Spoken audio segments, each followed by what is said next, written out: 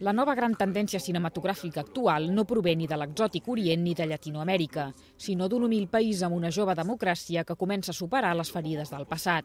Romania viu ara per ara un boom que està revolucionant el panorama cinematogràfic. Usually having a boom means that it's gonna, just go away really soon. And it's kind of the thing that happened with the Korean cinema, didn't it? It's kind of it's gonna be here for like a couple of years and then it's gonna disappear.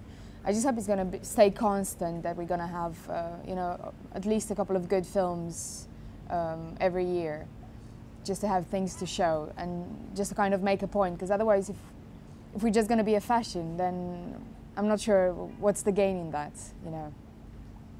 But Romanians are not not necessarily into going to cinema, and they usually need some kind of confirmation from Europe and from the biggest festivals to kind of realize that we actually have a Romanian cinema that makes a point outside. L'any 2000 Romania no va produir ni una sola pel·lícula i actualment la seva cinematografia copa el palmarès de molts festivals internacionals amb potències molt més establertes. Després de la Palma d'Or i el Premi a la millor pel·lícula europea de 4 meses, 3 setmanes, 2 dies, arriba als cinemes Love Sick, una peculiar història d'amor a 3 bandes, la de l'amor lèsbic entre 2 estudiants universitàries i la d'una d'aquestes noies amb el seu germà.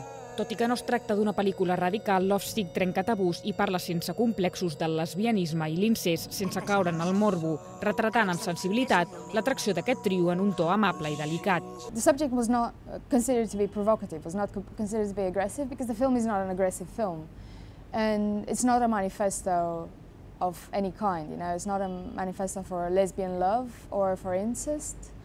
It's just a story that we're showing. It just presents the story of 3 characters that are at some point, kind of representative for the youngsters everywhere. The kind of confusion and the research and looking for identity and looking for, just kind of waking up of being a child.